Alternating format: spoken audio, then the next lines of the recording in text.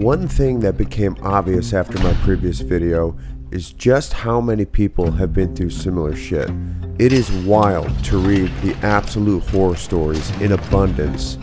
Different cars, different shops, same types of problems.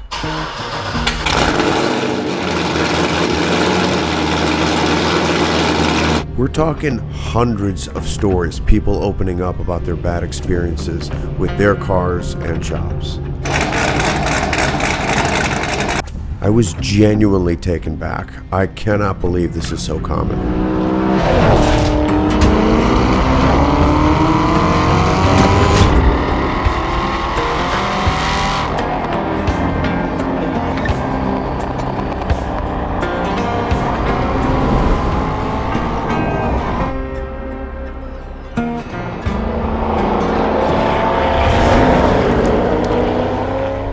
Didn't make my situation any better, but it definitely put things into perspective. I'm clearly not the only one that's dealing with this bullshit. And since we're here, I just want to address one of the most common things in that video, and that is why I didn't name the shop.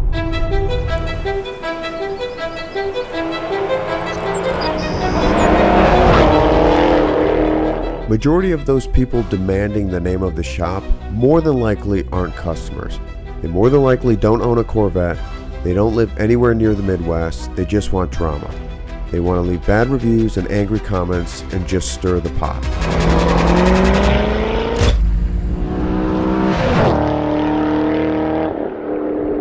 And I'm not doing that. That is not something I want to be responsible for. For the people who are actually serious, who actually own these cars and are actually in the market looking for a good shop, it's really not that difficult to figure out where I went. I'm not going to be the reason thousands of people go bomb a business online. I'm not in the business of ruining someone's livelihood. And another thing people kept bringing up is why I didn't do the work myself, which I thought I was pretty clear in the video.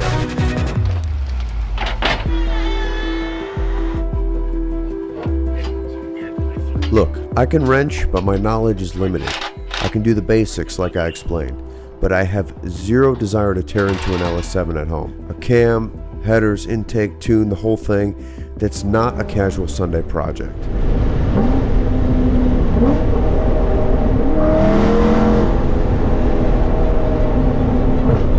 Somebody also said the guy's got a garage, a home garage that people would die for, a dream garage, and he still takes it to a shop.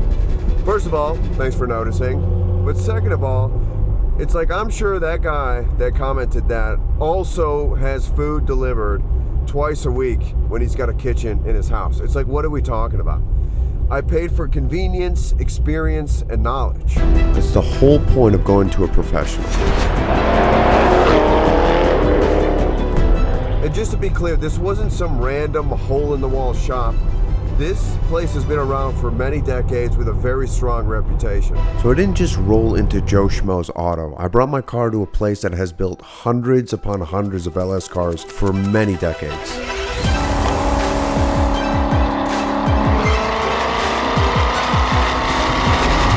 Which was interesting because a lot of people locally here, a lot of comments about how certain things have changed in that particular business in recent years, which I'm not going to speculate, but it does make you think.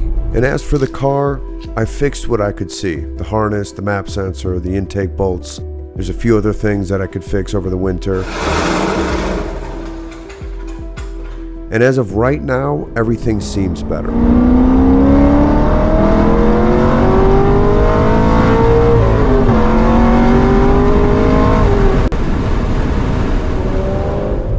I'm not going to come on here and say the car is completely fixed and everything is fine, because I don't know that. You know, I fixed the things that I could see, the surface level shit, but it's all the shit that I can't see that's a little worrisome. So I'm optimistic, but realistic.